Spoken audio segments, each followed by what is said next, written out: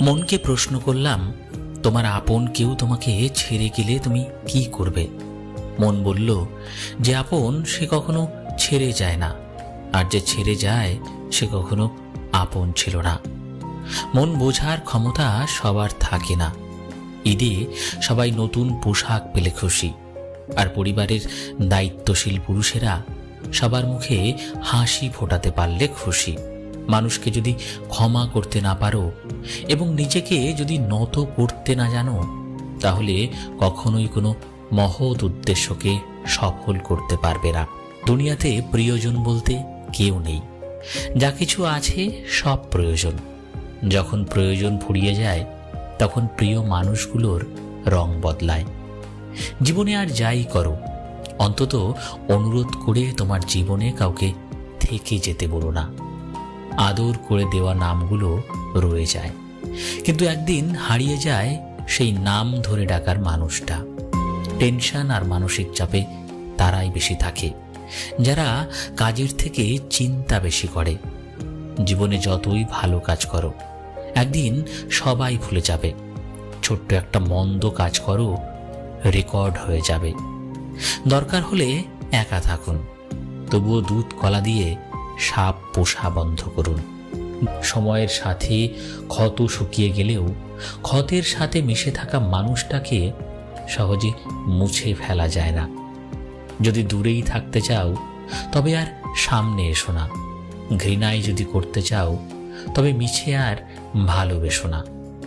হৃদয় খুন করতে যার হৃদয় কাঁপে না, শরীর খুন করতেও তার হাত কাঁপবে না। অন্যকেও গুরুত্ব দিন, তবে নিজেকে সস্তা করে নয়। অন্যের কাছে মূল্যহীন হয়ে থাকার চেয়ে মূল্য নিয়ে সরে আসুন। ভেতরে সাময়িক যন্ত্রণা হলেও এটা অনেক সম্মানের। কেউ একটু ভালো ব্যবহার করলে, কেউ একটু সুন্দর করে কথা বললেই যারা গলে যায়, তাদের জীবনে দুঃখের শেষ নেই। অবহেলা একটা ভয়ানক রোগ। প্রিয় মানুষগুলোর অবহেলা একটা মানুষকে ধীরে ধীরে জীবন্ত মৃত্যুতে পরিণত করে দেয়। আঘাত ভুলে গেলেও আঘাতকারীকে ভোলা যায় না। ক্ষত শুকিয়ে গেলেও দাগ মোছা যায় না। কি আজব, তাই না? মনটা কোনো কাচের জিনিস নয়, তবুও ভেঙে যায়।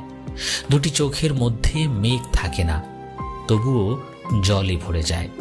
আমি বরাবরই দেখেছি তারাই জীবনে সবচেয়ে বেশি সুখী, যাদের জীবনের চাহিদা খুব কম। তারা হাজারো মন খারাপেও হাসতে পারে, যারা অল্পতেই সন্তুষ্ট হতে পারে। এই পৃথিবীতে সবাই একদিন বুঝতে পারবে যে সে নিজেই নিজেকে ঠকিয়েছে। মায়া শুধু কাছেই টানে না, নীরবে কাঁদায়ও বটে। যারা তোমার আড়ালে তোমার নামে বদনাম করে, তাদের থেকে দূরে থাকো। মনে রেখো, শত্রু কখনো বন্ধু হয় না। আজ মনে পড়ছে জীবনে কতটা সময় নষ্ট করেছি। আজ বুঝতে পারছি অবহেলা মানুষকে কতটা কষ্ট দিতে পারে। ঘর বাঁধলেই কি সুখী হওয়া যায়? ঘর বেঁধেও কত সুখ পুড়ে হলো ছাই। মানুষ আবহাওয়া নয়, তবুও বদলে যায়। মরলে পরে কান্দে সবাই, বেঁচে থাকতে নেয় না খোঁজ। দেহের মাঝেই মনের মরণ, বেঁচে থাকতে হয় যে রোজ। ঠকে তো সেদিনই গেছি, যেদিন মুখোশের আড়ালে থাকা মানুষটাকে বিশ্বাস করেছি। নির্ভাঙা পাখিটাও শরৎ আসলে খড়কুটো জোগাতে শুরু করে ঘর বুনবে বলে। বিনা অপরাধে যারা শাস্তি পেয়েছে, তাদের মধ্যে একদল মানুষ জেনেছে ভালোবাসাও শাস্তিযোগ্য অপরাধ। যে কেড়ে নেয় অন্যের সুখ, সে নিজেই কেনে নিজের অসুখ। স্মৃতির দাসত্ব থেকে নিজেকে মুক্ত করতে না পারলে জীবনের সৌন্দর্য অধরা থেকে যাবে। প্রত্যেক কাহিনীর সাথে মিশে থাকে বাস্তবতার ছোঁয়া, যা হয়তো সবার পক্ষে বোঝা সম্ভব নয়। জানি আমায় ছাড়া দিব্যি তোমার কেটে যাচ্ছে দিন, আমার শুধু যাচ্ছে বেড়ে স্মৃতির কাছে ঋণ। কোনো মেয়ে যদি কোনো ছেলেকে নষ্ট করতে চায়, তাহলে সে তার সাথে ভালোবাসার নামে অভিনয় করে। একটা মানুষ সব জায়গায় জিতলেও একজন নারীর কাছে তাকে হারতেই হয়। কেউ একটু ভালো ব্যবহার করলে, কেউ একটু সুন্দর করে কথা বললেই যারা গলে যায়, তাদের জীবনে দুঃখের শেষ নেই। সুখ শান্তি পেতে 3টি কাজ করবেন না। নাম্বার 1, বেশি আশা করবেন না। নাম্বার 2, জীবনে যা আছে তাই নিয়ে সন্তুষ্ট থাকুন। নাম্বার 3, নারীর ফাঁদে পড়বেন না। জীবনে যতক্ষণ জিততে থাকবেন হাততালির অভাব হবে না, কিন্তু একবার হেরে যান, আপনার হাত ধরার জন্য একটি হাতও অবশিষ্ট পাবেন না।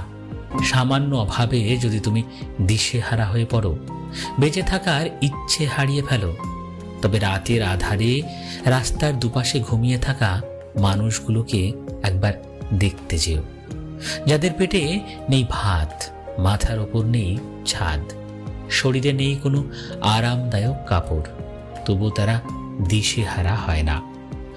বোকার মতো মরে যাওয়ার কথা ভাবে না।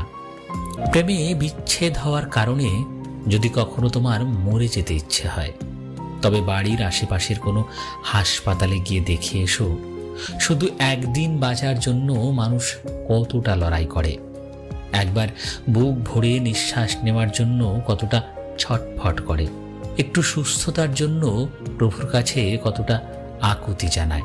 প্রতিবন্ধী মানুষগুলোকে দেখো, একবার যারা নিজেদেরকে প্রতিষ্ঠিত করতে পিছপা হচ্ছে না, কারো কথায় কান দিচ্ছে না।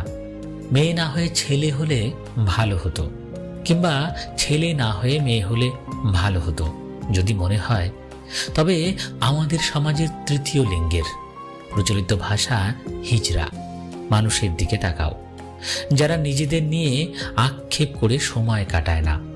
যদি গায়ের রং কালো হওয়ার কারণে তুমি নিজেকে লুকিয়ে রাখো অন্যদের কাছ থেকে, ভয় পাও কিছু করতে, ছোট ভাবো নিজেকে, তবে অ্যাসিডে ঝলসে যাওয়া মানুষগুলোর দিকে তাকাও। তারা নিজেদের সেই ঝলসানো চেহারা নিয়েই সমাজে ঘুরে বেড়াচ্ছে সাহসিকতার সাথে। ধনী কাউকে বিয়ে করে তোমাদের ছেড়ে গিয়ে শুধু নিজের সুখটাকে বেছে নেয়নি, সব সহ্য করেও আগলে রেখেছে তোমাদেরকে।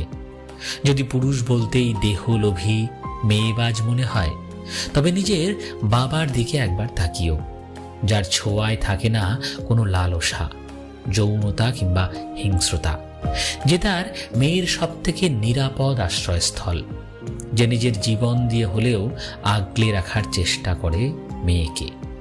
নিজের মধ্যে যদি কখনো অহংকার এসে পড়ে কিংবা নিজেকে বড় মনে হয় সবার থেকে, তবে কোনো এক কবরস্থানে যেও, কিছুটা সময় কাটিয়ে এসো, যেখানে তোমার চেয়েও বড় বড় জ্ঞানী, বুদ্ধিমান, সুদর্শন, সফল, ধনবান ব্যক্তিরা শুয়ে আছে।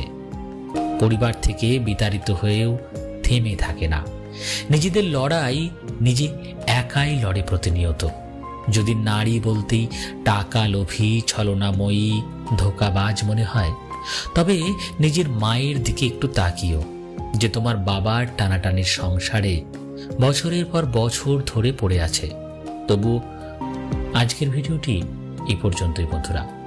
ভালো লাগলে প্লিজ একটি লাইক করে দেবেন, কারণ আপনাদের একটি লাইক আমাকে পরবর্তী ভিডিও বানাতে উৎসাহ যোগায়। ধন্যবাদ।